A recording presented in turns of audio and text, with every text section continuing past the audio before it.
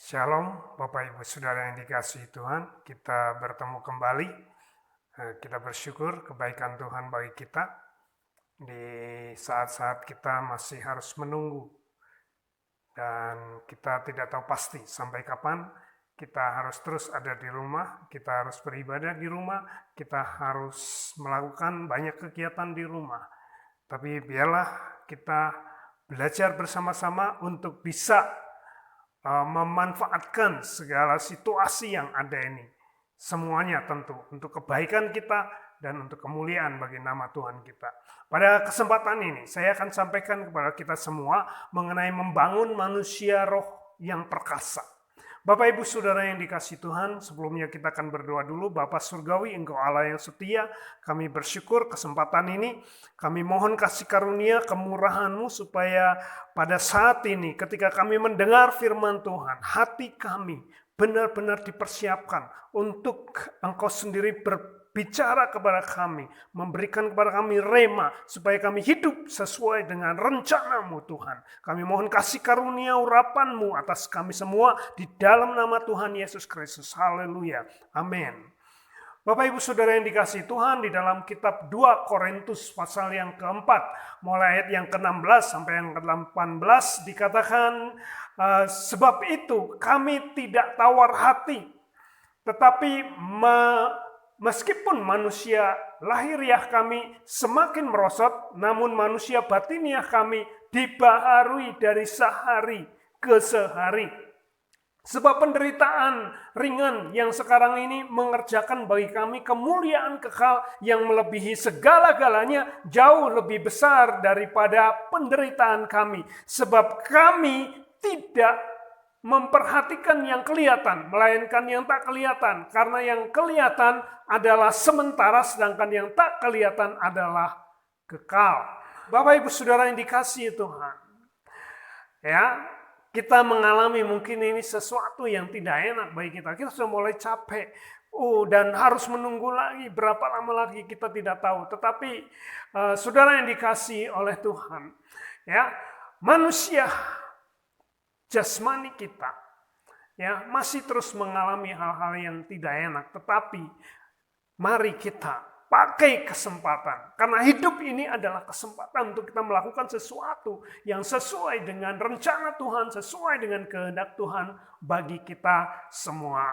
Oleh sebab itu, mari saudaraku, kita membangun manusia roh kita ini lebih daripada hal-hal yang lain, karena itu yang Tuhan mau. Tuhan mengizinkan kesulitan, ya, sebab penderitaan ringan yang sekarang ini mengerjakan bagi kami kemuliaan kekal yang melebihi segala-galanya, jauh lebih besar daripada penderitaan kami. Saudara, Tuhan mengizinkan kesulitan supaya apa? Supaya kita bertumbuh, ya, supaya kita mengerjakan sesuatu untuk kemuliaan yang kekal, sifatnya bukan sementara. Nah, tujuan Tuhan mengizinkan kesulitan yang pertama tentu saja supaya tidak mudah menyerah. Supaya kita tidak mudah menyerah dan dapat bertahan dalam penderitaan yang sedang dialami. Saudara, tujuan penderitaan tentu saja bukan untuk kita supaya putus asa, supaya kita merasa capek, lelah, terus kita akhirnya hopeless. Tidak, saudara. Apa yang kita alami, kesulitan yang kita alami adalah supaya kita tidak mudah menyerah. Ini yang perlu kita catat bersama-sama. Kita bisa bertahan dalam penderitaan yang sedang kita alami. Tujuan yang kedua yang Tuhan mau adalah kita berjuang untuk membangun kehidupan rohani dibanding kehidupan jasmani. Ini yang perlu kita semua tahu. Allah kita roh, barang siapa menyembah dia, harus menyembah dia dalam roh dan kebenaran. Saudara, manusia batinia atau manusia roh kita itu yang harus terus dibangun, saudara. Karena kalau kita sudah mulai lelah dan kita mulai hopeless, kita mulai putus asa, biasanya pembawaan kita malas. Pembawaan kita kecenderung negatif, saudara. Kapan dan saudara nyalahin sini, nyalahin sana, saudara, itu tidak perlu. Saudara, apa yang Tuhan mau adalah kita berjuang untuk membangun kehidupan rohani kita di rumah. Kita bangun kehidupan rohani kita dengan keluarga. Kita saling membangun, saling menguatkan satu dengan yang lain.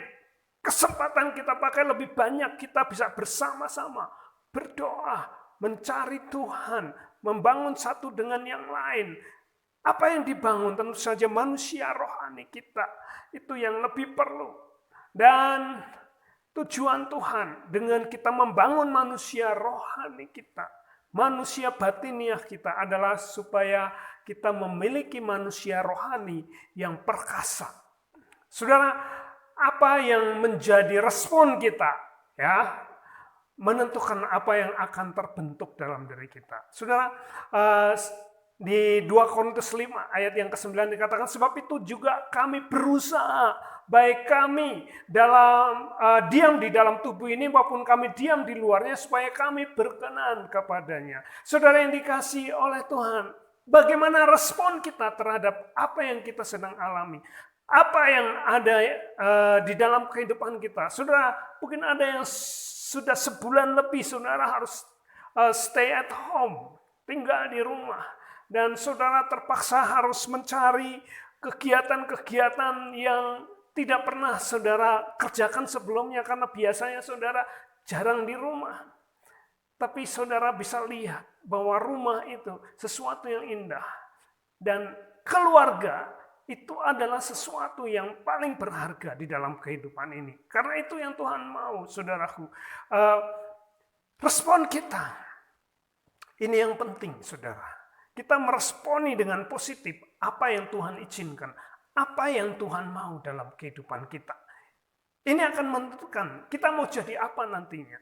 Saudara yang dikasihi oleh Tuhan, apa yang kita harus lakukan, ya, di tengah-tengah keadaan ini, bagaimana supaya roh kita terbangun, sehingga kita menjadi manusia roh, bukan manusia jasmani saja, tapi kita menjadi manusia rohani, manusia batiniah kita semakin kuat.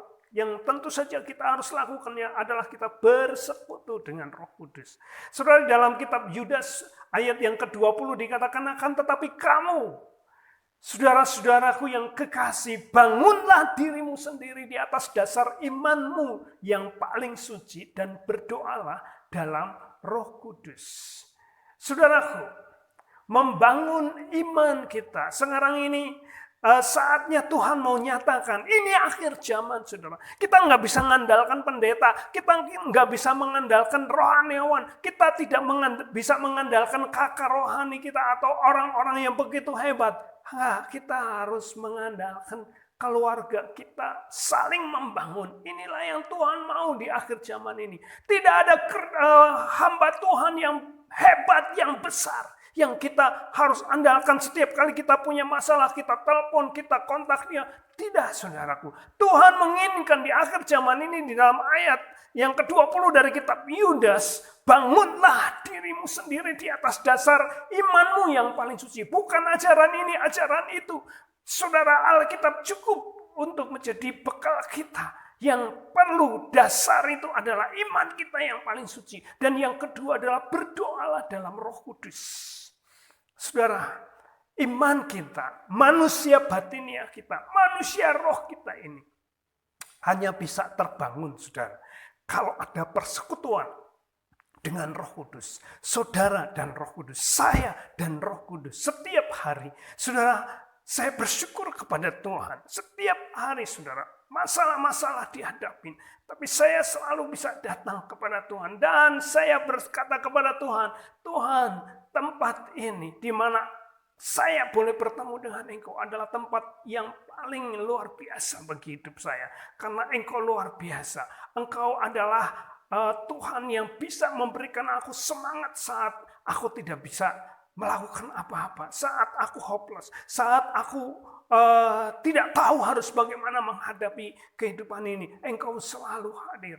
Engkau selalu menjadi Bapa yang sangat-sangat menguatkan saya. Sudah bersekutu dengan Roh Kudus. Berdoa dalam Roh Kudus adalah sesuatu yang harus kita lakukan.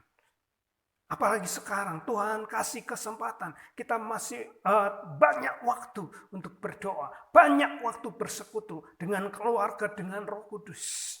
Roh Kudus yang akan menjadi kepala rumah tangga di dalam keluarga kita. Dan itu indah, saudaraku. Manusia batiniah kita, manusia roh kita akan terbangun dan akan menjadi semakin kuat. Saudara, mereka yang dipakai Tuhan ya adalah orang-orang yang penuh dengan Roh Kudus. Saudara percaya atau tidak percaya, Roh Kudus ada di tengah-tengah kita. Roh Kuduslah yang bersama-sama dengan kita. Saat ini, di akhir zaman ini, di mana masa-masa yang sulit, saya menyadari saudara, tidak di antara kita tidak sama, saudara. Ada yang saudara yang puji Tuhan bisa stok makanan, stok bahan makan. Saudara masih punya tabungan dan sebagainya. Tapi ada di antara kita yang rasanya sudah begitu berat. Tapi saudara, ada Tuhan yang siap untuk menolong kita, untuk melakukan apa yang terbaik dalam kehidupan ini. Saudara, di Alkitab dicatat, saudara, orang-orang yang dipakai Tuhan, orang-orang yang bisa bertahan di dalam kesulitan, di dalam keadaan-keadaan yang berat adalah orang-orang yang penuh dengan Roh Kudus. Apa yang penuh dengan Roh Kudus? Kehidupannya dekat dengan Roh Kudus. Dia berdoa dalam Roh. Dia selalu bersama-sama dengan Roh Kudus menghadapi kehidupan ini. Sehingga bahasa roh menjadi bahasa sehari-harinya. Apa itu bahasa roh? Saudara, bukan hanya bahasa roh yang bahasa asing, saudara. Itu hanya salah satu. Bahasa roh adalah bahasa yang dikeluarkan, yang diperkatakan seseorang berdasarkan inspirasi dari Roh Kudus, berdasarkan pemikiran-pemikiran Roh Kudus, karena kedekatannya dengan Roh Kudus.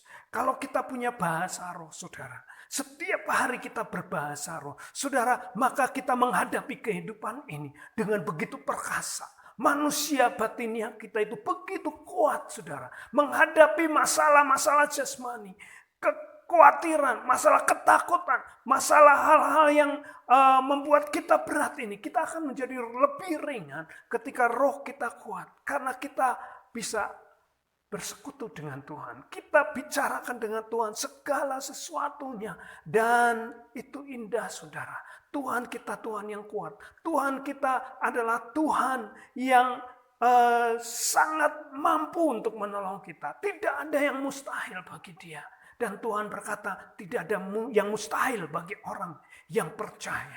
Saudara, ingatlah, kalau engkau mau dipakai Tuhan, kalau engkau mau supaya Tuhan benar-benar campur tangan dalam kehidupanmu. Dan ketika dibutuhkan orang-orang kuat, orang-orang yang bisa memberikan kekuatan kepada yang lain, maka orang yang penuh Roh Kudus, maka orang yang bergaul dengan Roh Kudus, maka orang yang dekat dengan Roh Kudus, itulah yang akan dicari oleh Tuhan.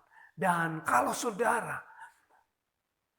menjadi orang yang lebih bijaksana, dekat dengan Tuhan, memakai waktu yang banyak ini, lebih banyak berdoa dengan bahasa roh, dengan bahasa yang diajarkan Tuhan, dengan pemikiran-pemikiran Tuhan, dengan perasaan Tuhan, maka engkau akan menjadi semakin kuat. Dan engkau adalah orang yang dinantikan Tuhan ketika Tuhan membutuhkan orang-orang untuk menyelamatkan umatnya.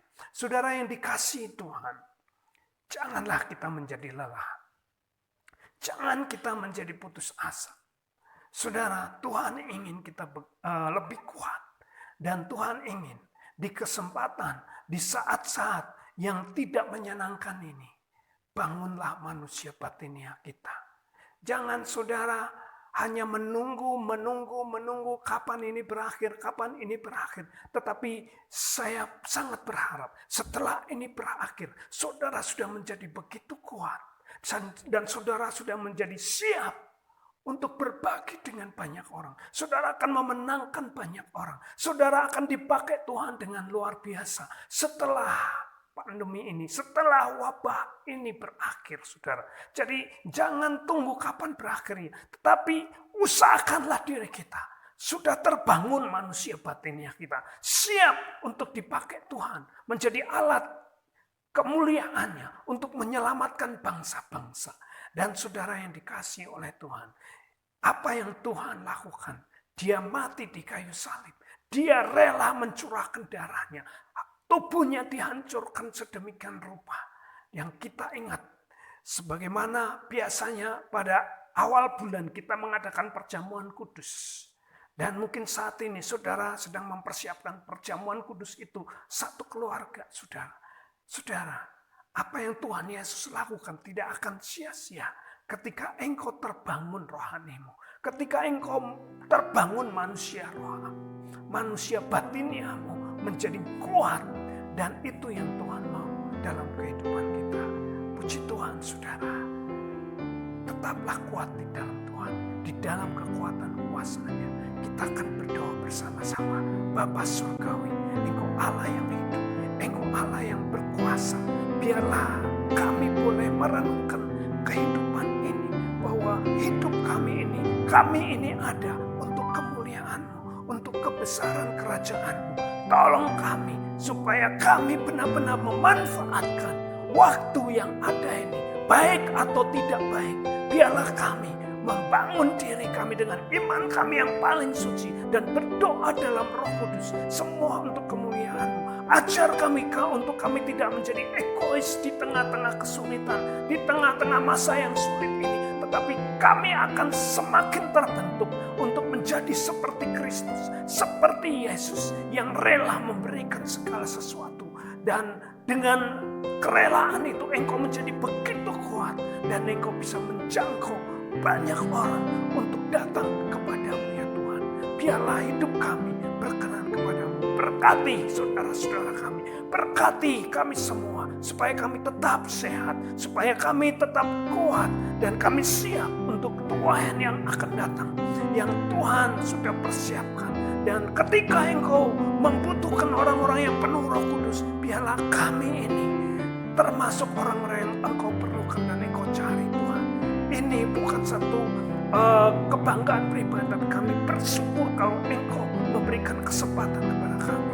Tuhan, ajar kami untuk kami menjadi orang yang setia kepada Tuhan. Setia kepada Tuhan di tengah-tengah masa yang sulit ini. Kami tetap memandang kepada Tuhan. Kami percaya akan pemeliharaan-Mu. Kami percaya akan kekuatan yang bisa engkau sediakan bagi kami semua. Terima kasih untuk malaikat-malaikat-Mu yang selalu berjaga-jaga atas hidup kami, atas keluarga kami, atas tempat tinggal kami. Terima kasih untuk semua yang Tuhan sediakan bagi kami.